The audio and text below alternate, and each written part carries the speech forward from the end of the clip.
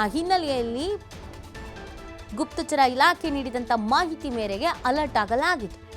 ಅದೇ ಕಾರಣದಲ್ಲಿಯೇ ಕಾಶ್ಮೀರಿ ವೈದ್ಯರು ಸೇರಿ 8 ಉಗ್ರರನ್ನು ಬಂಧಿಸಿತ್ತು. ಅವತ್ತು ಸಂಜೆ ಈ ಘಟನೆ ನಡೆದಿದೆ.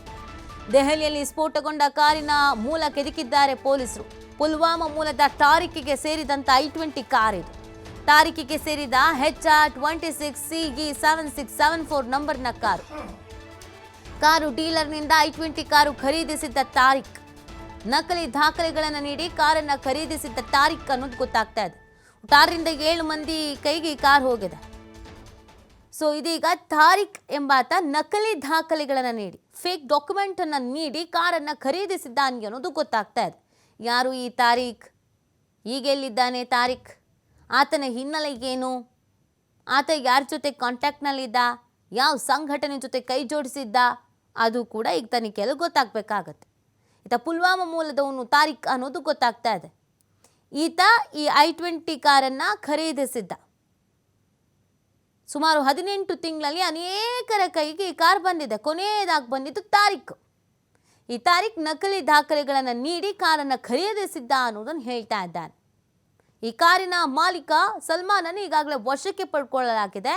ಆಗ ಕಾರಿನ ಹಿನ್ನೆಲೆ ಗೊತ್ತಾಗ್ತಾ ಹೋಗ್ತಾ ಇದೆ. ಆಗ ಅವ್ರು ನಾನು 18 ತಿಂಗಳ ಹಿಂದೆನೇ ನಾನು ಇದನ್ನು ಮಾರ್ಬಿಟ್ಟಿದ್ದೀನಿ, ನನಗೂ ಇದಕ್ಕೂ ಸಂಬಂಧ ಇಲ್ಲ ಅಂತ ಹೇಳಿದ್ದಾರೆ. ನೀವು ಯಾರಿಗೆ ಮಾಡಿದ್ದೀರಾ ಅಂತ ಅಂದಾಗ ಅವ್ರು ಇನ್ನೊಬ್ರು ಯಾರ್ದೋ ಹೆಸರು ಹೇಳಿದ್ದಾರೆ. ಅವ್ರು ಯಾರಿಗೆ ಮಾಡಿದ್ದಾರೆ ಅಂದರೆ ಅವ್ರು ಮತ್ತೊಬ್ರದ್ದು ಹೆಸರು ಹೇಳಿದ್ದಾರೆ. ಅವ್ರು ಯಾರಿಗೆ ಮಾಡಿದ್ದಾರೆ ಅಂದರೆ ಅವ್ರು ಇನ್ನೊಬ್ಬರ ಹೆಸರು ಹೇಳಿದ್ದಾರೆ. ಹೀಗೆ ಕೊನೆಯದಾಗಿ ಈ I-20 ಕಾರ್ ಇದ್ದಿದ್ದು ತಾರೀಖ್ ಕೈಯಲ್ಲಿ ಅನ್ನೋದು ಗೊತ್ತಾಗ್ತಾ ಇದೆ. ಆದರೆ ಈತ ಪ್ಯೂರ್ ಡಾಕ್ಯುಮೆಂಟನ್ನು ನೀಡಿಲ್ಲ, ಫೇಕ್ ಡಾಕ್ಯುಮೆಂಟ್ಸನ್ನು ನೀಡಿದ್ದಾನೆ. ಈಗ ತಾರೀಖೆಯಲ್ಲಿದ್ದಾನೆ? ಆತನ ಹಿನ್ನೆಲೆ ನಿಜವಾಗ್ಲೂ ಏನು? ಆತ ಯಾರ್ಯಾರ ಜೊತೆಗೆ ಇನ್ವಾಲ್ವ್ ಆಗಿದ್ದಾನೆ? ಇದು ಇಂಪಾರ್ಟೆಂಟ್ ಆಗುತ್ತೆ. ಸೊ ಹಾಗಾಗಿ ಪೊಲೀಸರು ಈ ತನಿಖೆಯನ್ನು ಚುರುಕುಪಡಿಸಿದ್ದಾರೆ. ಪುಲ್ವಾಮಾ ಮೂಲದ ತಾರೀಖ್ ಬೆನ್ನು ಬಿದ್ದಿದ್ದಾರೆ ಇದೀಗ ಪೊಲೀಸರು. ಈ ಕಾರಿನಲ್ಲಿಗೆ ಸ್ಫೋಟ ಸಂಭವಿಸಿತು. ಅದಾದ ನಂತರ ನೋಡ್ತಾ ಇದ್ದ ಹಾಗೆ 9 ಮಂದಿ ಸಾವನ್ನಪ್ತಾರೆ. ಎಲ್ಲ ಎದ್ನೋ ಬಿದ್ನೋ ಅಂತ ಓಡ್ತಾರೆ. 4-5 ವೆಹಿಕಲ್ಸ್ಗಳು ಸುಟ್ಟು ಕರಕಲಾಗಿ ಹೋಗುತ್ತೆ. ಕ್ಷಣ ಮಾತ್ರದಲ್ಲಿ ಒಂದು ಅರ್ಧ ಗಂಟೆಯಲ್ಲಿ ಎಲ್ಲವೂ ಕೂಡ ಮುಕ್ತಾಯ ಆಗುತ್ತೆ.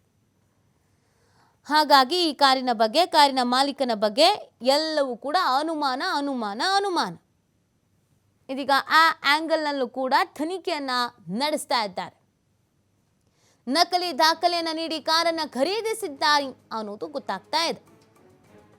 ನೋಡಿ, ಈ ಘಟನೆ ಹಿಂದೆ ಮೊದಲಿಗೆ ಇದೊಂದು ಆಕಸ್ಮಿಕ ಘಟನೆ ಇರಬಹುದಾ ಅನ್ನುವಂಥ ಪ್ರಶ್ನೆ ಇತ್ತು.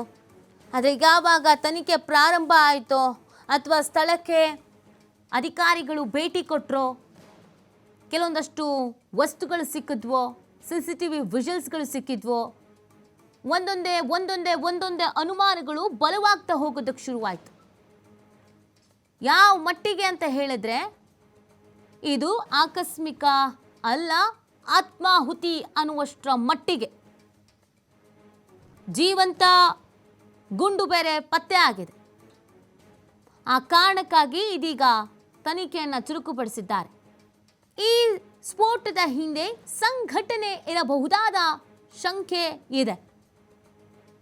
ಯಾವ ಸಂಘಟನೆಗೆ ಸೇರಿದ್ದು, ಏನು ಮಾಸ್ಟರ್ ಪ್ಲಾನ್ ಮಾಡ್ಕೊಂಡಿದ್ರು, ದೆಹಲಿಯನ್ನು ಟಾರ್ಗೆಟ್ ಮಾಡ್ಕೊಂಡಿದ್ರಾ ಅಥವಾ ಇದೇ ರೀತಿಯಾಗಿ ದೇಶವ್ಯಾಪಿ ಸ್ಥಳಗಳನ್ನು ಟಾರ್ಗೆಟ್ ಮಾಡ್ಕೊಂಡಿದ್ದಾರಾ? ಎಲ್ಲವೂ ಕೂಡ ಪ್ರಶ್ನೆ. ಈ ಹಿನ್ನೆಲೆಯಲ್ಲಿ ದೇಶದಾದ್ಯಂತ ಎಚ್ಚರವನ್ನು ವಹಿಸಲಾಗಿದೆ. ನೋಡಿ, ಕಳೆದ 3-4 ತಿಂಗಳಿಂದ ದೇಶದಲ್ಲಿ ಅವಘಡಗಳು ನಡೆಯಬಹುದಾದ ಸಾಧ್ಯತೆ ಇದೆ ಅಂತ ಗುಪ್ತಚರ ಇಲಾಖೆ ಎಚ್ಚರಿಕೆ ನೀಡಿತ್ತು. ಆ ಹಿನ್ನೆಲೆಯಲ್ಲಿ ಹೈ ಅಲರ್ಟ್ ಆಗಿದ್ರು.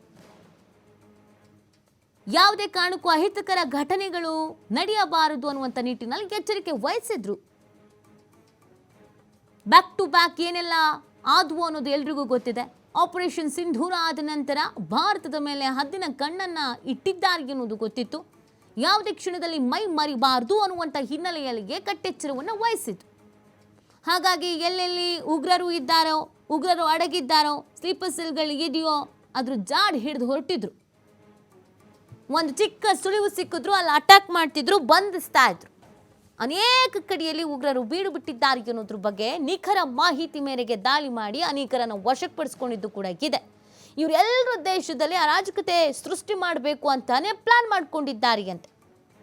ಕೆಲವು ತಿಂಗಳ ಹಿಂದೆ ಪಾಕಿಸ್ತಾನದಿಂದ ನುಸುಳಿ ಬಂದಿದ್ದಾರೆ ಉಗ್ರರು ಅನ್ನೋದ್ರ ಬಗ್ಗೆಯೂ ಕೂಡ ಮಾಹಿತಿ ಇತ್ತು. ಇಂಥ ಕೃತ್ಯಗಳನ್ನು ಎಸಗಬಹುದಾದ ಸಾಧ್ಯತೆಗಳು ಇದೆ ಅನ್ನುವಂಥ ಎಚ್ಚರಿಕೆಯನ್ನು ಕೂಡ ಗುಪ್ತಚರ ಇಲಾಖೆ ನೀಡಿತ್ತು. ಎಷ್ಟೇ